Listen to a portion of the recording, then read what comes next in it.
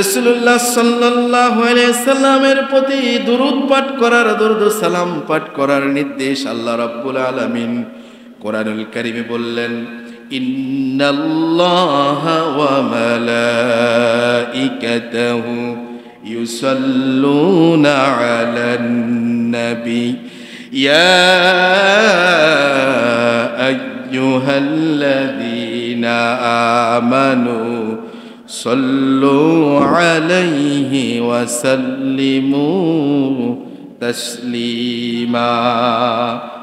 এই যে কোরআনের আয়াত আল্লাহ তাআলা বলছেন যে ইন্নাল্লাহ, নিশ্চয় আল্লাহ, ওয়া মালাইকাতাহু, এবং তার ফেরেশতারা, আল্লাহ এবং তার ফেরেশতাগণ, ইউসাল্লুনা আলান নবী, নবীর প্রতি তারা, রাসূলের প্রতি তারা দুরূদ পাঠ করেন। সুবহানাল্লাহ বলবেন না?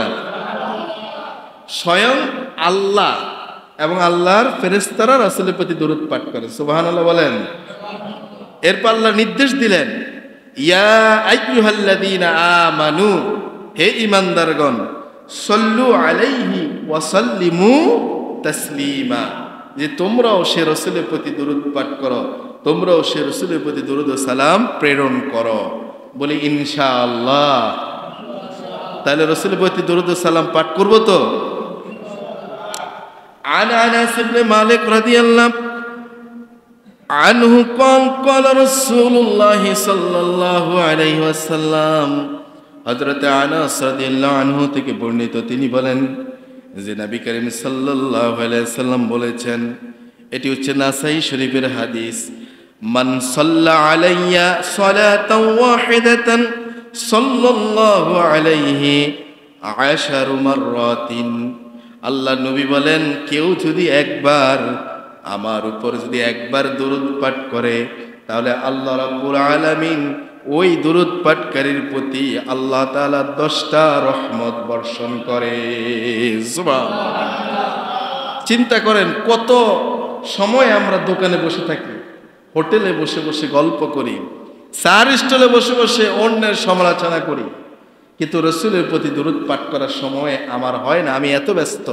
কিন্তু ঠিকই এই লোকটাই, আমি আবার অন্যের সমালোচনা,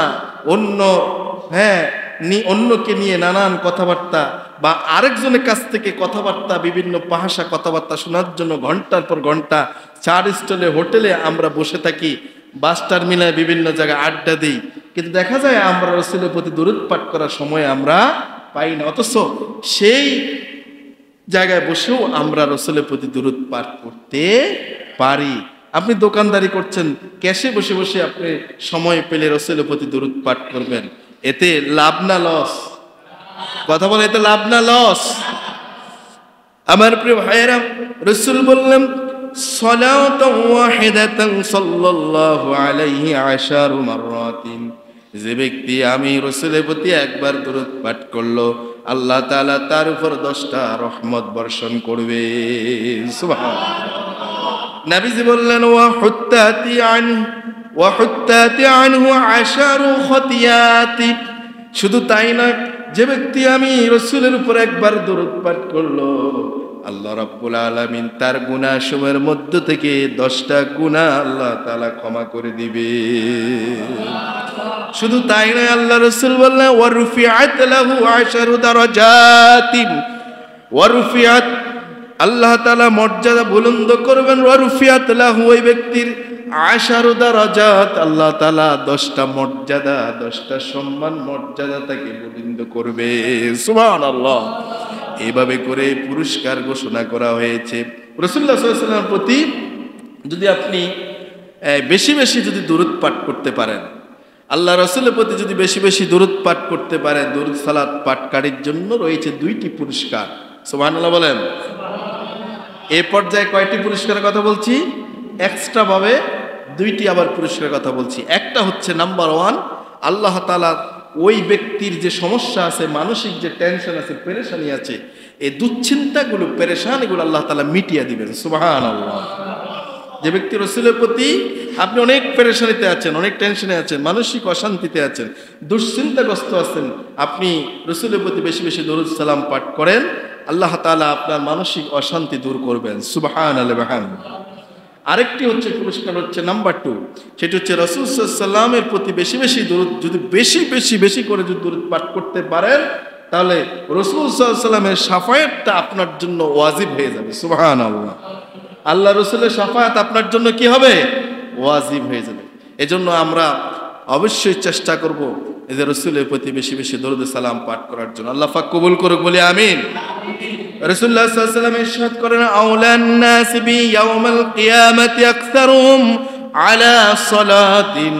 আল্লাহ রাসূল বলেন, কিয়ামতের দিন ওই ব্যক্তি আমার অতি নিকটবর্তী হবে, ওই ব্যক্তি আমার সবচেয়ে নিকটবর্তী হবে যে দুনিয়াতে আমার উপরে বেশি বেশি পরিমাণে দুরূদ পাঠ করেছে। সুবহানাল্লাহ। বাইহাকি শরীফে নবী করিম সাল্লাল্লাহু আলাইহি সাল্লাম বলেছেন, মান সাল্লা আলাইয়া ইনদা কবরি সামি'তুহু। যে ব্যক্তি দুনিয়ায় আমার কবরের নিকটে যে ব্যক্তি, আমার যে উম্মত এসে আমাকে কি করলো?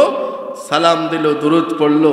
আল্লাহ রাসূল বললেন, সামি'তুহু, যে আমি কবর থেকেই তার এই দুরূদ সালাম আমি শুনতে পাই, শ্রবণ করি। সুবহানাল্লাহি ওয়া বিহামদিহি। এরপর রাসূল বলে, ওয়ামান সাল্লা আলাইয়া নাইবান উবলিগাতু। যে ব্যক্তি কোনো অন্য কোথাও থেকে, দুনিয়ার কোনো দূরের অঞ্চল থেকে, অন্য কোনো জায়গা থেকে, দূর থেকে, অর্থাৎ পশ্চিম কাজিরকিল থেকে, রামগঞ্জ থেকে কোনো ব্যক্তি যদি সেখানে থেকে যদি রাসূলের প্রতি, রাসূল বলে আমার প্রতি দুরূদ পাঠ করে, তাহলে ফেরেশতারা আমার কাছে সেই দুরূদ সালামটা পৌঁছিয়ে দেন। সুবহানাল্লাহ। তাহলে বুঝা গেল দুরূদ সালাম রাসূলের প্রতি পাঠ করতে হবে, কম না বেশি?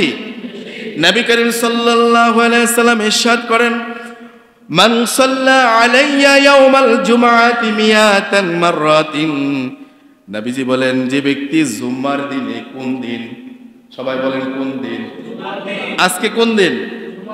জুম্মার দিনে যে ব্যক্তি রাসূলের প্রতি, রাসূল বলে আমার প্রতি যে ব্যক্তি জুম্মার দিনে 100 বার দুরূদ পাঠ করবে। কয়বার? বলেন কয়বার? 100 বার দুরূদ পাঠ করবে। রাসূল বললেন, গুফিরাত লাহু খাতিয়াতাহু 80 সানাতান। আল্লাহ রাব্বুল আলামিন ওই ব্যক্তির পূর্বের 80 বছরের গুনাহ আল্লাহ তাআলা মাফ করে দিবে। এই আমলটা কয়জনে করছেন? আজকে করছেন কেউ? আলহামদুলিল্লাহ। ওই যে 2-3জন পাওয়া গেছে, বলি আলহামদুলিল্লাহ। ওনারা হয়তো আগ থেকেই জানেন যে জুম্মার দিনে বেশি বেশি দুরূদ পড়তে হয়, সূরা কাহাফ তেলাওয়াত করতে হয়, এরকম কিছু আমল আছে। তো ওনারা পালন করেছে। আল্লাহ তাআলা ওনাদেরকে এই বর্ণনা অনুযায়ী এই ওনাদের 80 বছরের, হয়তো 80 বছর হয় নাই, হয়তো 50 বছর, আল্লাহ তাআলা জীবনের গুনাহগুলোকে আল্লাহ তাআলা এই উসিলা মাফ করে দিক, বলি আমিন। আজ যারা করলেন না, আজকে আগামী জুম্মা থেকে আমল করবেন তো, পারা যাবে তো ইনশাআল্লাহ। নবী করিম সাল্লাল্লাহু আলাইহি সাল্লাম বলেছেন, যে ব্যক্তি আমার প্রতি দুরূদ পড়তে ভুলে যায়, আমার প্রতি দুরূদ পড়তে বখিলতা করে, কৃপণতা করে, পড়তে চায় না, দুরূদ পড়া কি কেমন কেমন কেমন মনে করে, আমার প্রতি দুরূদ পড়তে ভুলে যায়, রাসূল বললেন, মনে রাখিও, স্মরণ রাখিও, এই ব্যক্তি জান্নাতের পথ সেদিন ভুলে যাবে। নাউজুবিল্লাহ। এজন্য রাসূলের প্রতি বেশি বেশি দুরূদ পড়ব। আন ওমর ইবনে আল খাত্তাব রাদিয়াল্লাহু আনহু قال إن الدعاء موقوف بين السماء والأرض حتى تصلي على نبيك। হযরত ওমর রাদিয়াল্লাহু আনহু বলেন যে মুমিনের দোয়াটা আসমান এবং জমিনের মধ্যবর্তী স্থানে আটকায়া যায়, ঝুলন্ত থাকে। মুমিনের দোয়া যখন করে, কোন মুমিনের দোয়া আল্লাহর কাছে পৌঁছে না, আসমান এবং জমিনের মাঝখানে ঝুলন্ত অবস্থায় থাকে। হযরত ওমর বলেন, বাইনাস সামাই ওয়াল আরদ, এটা আসমান এবং জমিনের মাঝখানে আটকা পড়ে যায়। হাত্তা তুসাল্লি আলা নাবিয়িক, যতক্ষণ না রাসূলের প্রতি দুরূদ সালাম পাঠ করা না হয়। সুবহানাল্লাহ। তার মানে রাসূলের প্রতি দুরূদ পাঠ করলে, রাসূলের প্রতি দুরূদ সালাম পাঠ করে দোয়া করলে সেই দোয়া আর আটকে না, সেই দোয়া আল্লাহর কাছে পৌঁছে যায়। সুবহানাল্লাহ বলেন। প্রিয় ভাইয়েরা, এই যে বিক্ষিপ্তভাবে, সংক্ষিপ্তভাবে কিছু কথা আমরা শুনলাম, এ থেকে বোঝা গেল যে রাসূলুল্লাহ সাল্লাল্লাহু আলাইহি ওয়াসাল্লামের প্রতি দরুদ ও সালাম পাঠ করা দরকার আছে না নাই? দরুদ পাঠ করব, সময় পেলেই আমরা চেষ্টা করব রাসূলের প্রতি দরুদ পাঠ করতে। আল্লাহ পাক আমাদেরকে তৌফিক দান করুন, বলে আমিন। আরো জোর বলি আল্লাহুম্মা আমিন।